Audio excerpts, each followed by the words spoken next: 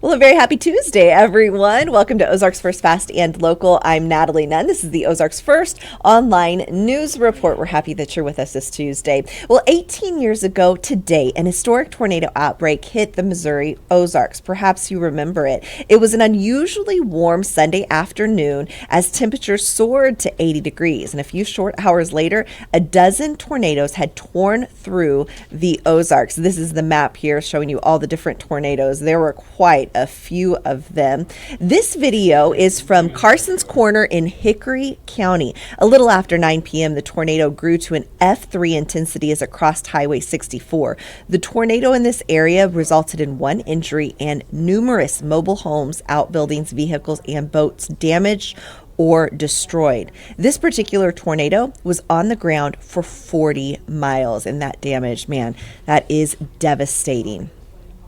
Now we're going to switch over to video from eastern Webster County. Looks very similar. Around 11:30 p.m. the night before, a tornado had grew to F3 strength as it tore over the Wright County line. This was before we had the enhanced Fujita scale. Along with storm reports and eyewitness accounts, they believe that this particular storm was a half-mile wide near the area of Duncan. Hundreds and hundreds of trees were uprooted and many power lines were torn down in this particular storm. And I remember going out to see it for myself, where I saw a vase full of daffodils turned upside down where their stems were all facing up. The homeowner had told me that they'd picked the daffodils and placed them in their vase. Now, none of them were taken away by the tornado. None of them were on the floor, but they were all turned upside down. It was crazy to witness.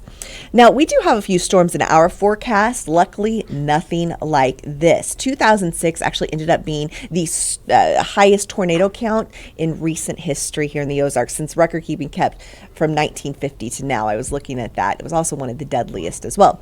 Storm risk for the next 3 days. Each day we do have a risk of severe weather. Today it's mainly to the west and northwest. Tomorrow it's further north of I-44. And then Thursday, that looks like it could be our biggest threat for severe weather as we move throughout the next 3 days. So it's just definitely stormy time of year. And clearly those tornadoes can happen anytime. Now, while the threat looks low as of now, we'll still keep an eye on it for certain. Futurecast showing the chance for storms north. This is later tonight. This is at about 10 p.m.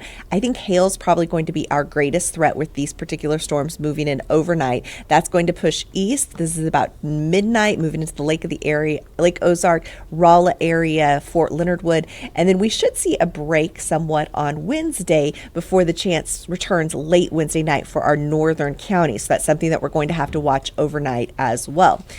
Temperature trend. Now, I've got good news. We've had a few really nice days. We're going to stay in the 70s for Tuesday, today, Wednesday, and Thursday before a major cool down comes on Friday, where we reach 57 degrees, which is actually average for this time of the year. Well, we have all of these stories. You can go to our website, ozarksfirst.com, to learn more. Also, I did a story on, do you know when the Easter is decided? It has something to do with the full moon, which is interesting. That's on our website as well. You can also catch us on the news tonight, Color 10 at 5, 6, and 10, and Fox 49 at 6:30 and 9. Have a wonderful evening, everyone.